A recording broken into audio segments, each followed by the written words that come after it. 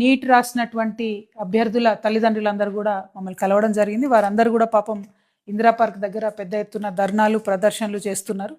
వాళ్ళందరూ కూడా వాళ్ళ పిల్లల భవితవ్యం కోసం చాలా ఆందోళనలో ఉన్నటువంటి విషయం ప్రభుత్వం సీరియస్గా తీసుకోవాలని చెప్పి నేను డిమాండ్ చేస్తూ ఉన్నాను.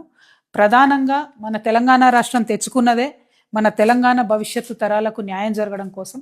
మరి మన పిల్లలు ఇక్కడ స్థానికంగా 1 నుంచి 10వ తరగతి వరకు 12వ తరగతి వరకు లేకపోతే అంతకుముందు ఉన్నట్టు 7 సంవత్సరాలు స్థానికతను అట్లా ఉన్నట్టయితే న్యాయం జరుగుతుంది. కానీ దీన్ని సవరించి కాంగ్రెస్ ప్రభుత్వం జీవో 150 అని తీసుకొచ్చింది. దానివల్ల కేవలం 4 సంవత్సరాలు ఇక్కడ చదువుకున్నటువంటి వాళ్లకు ఇంజనీరింగ్ సీట్లు కానీ, మెడికల్ సీట్లు కానీ, గ్రూప్ 1 కానీ, అనేక రకాలైనటువంటి ఉద్యోగాలు కానీ వీటన్నిటిలో రాసేటటువంటి అవకాశం ఇస్తున్నారు. ఇది కరెక్ట్ కాదు. స్థానికంగా మన తెలంగాణ బిడ్డలకే మరి మన తెలంగాణ ప్రభుత్వం ఖర్చు పెట్టి ఇన్ని ప్రభుత్వ వైద్య కళాశాలలు ఏర్పాటు చేస్తే అందులో 1500-1600 సీట్లు కూడా బయట వాళ్ళకి వెళ్ళిపోయే పరిస్థితి ఉన్నది. ఇవాళ ఇప్పుడు కౌన్సిలింగ్ జరుగుతుంటే తల్లిదండ్రులందరూ కూడా ఆందోళన చెందుతూ ఉన్నారు. మేము ప్రభుత్వాన్ని డిమాండ్ చేస్తూ ఉన్నాం, ఇప్పటికిప్పుడు మీరు జీవో రద్దు చేయలేకపోయినా సప్లిమెంటరీగా మీరు ఇచ్చేటటువంటి 4 ఇయర్స్ స్థానికత ఏదైతే ఉందో దాన్ని మీరు చెక్ చేస్తూ కనీసం 1వ తరగతి నుంచో 4వ తరగతి నుంచో ఒక 7 సంవత్సరాలు మన తెలంగాణలో చదువుకున్నటువంటి పిల్లలకు ప్రయారిటీ ఇవ్వాలి. దాన్ని మీరు గవర్నమెంట్ మీరు సవరించుకునే ఆస్కారం ఉంటుంది.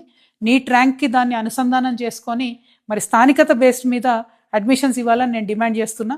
ఆల్రెడీ నీట్లో ఉండడం వల్ల మనకు 15% సీట్లు పోతున్నాయి, 615 సీట్లు పోతున్నాయి దాదాపుగా.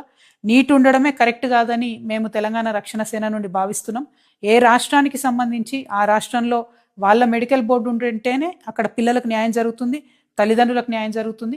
పోనీ నీట్లో పాల్గొన్నా సరే ఇవాళ మీరు ఇచ్చినటువంటి జీవో 150తోని మనకు బాగా ఇబ్బంది అవుతుంది. కాబట్టి ఈ 150 జీవోను తక్షణమే సవరించాలని ప్రభుత్వాన్ని నేను డిమాండ్ చేస్తున్నాను. ముఖ్యమంత్రి గారికి ప్రత్యేక విజ్ఞప్తి, మీరు విదేశాలలో ఉండి ఈ అంశాన్ని పట్టించుకోకపోతే కుదరదండి. ఇది టైం సెన్సిటివ్ మ్యాటరు.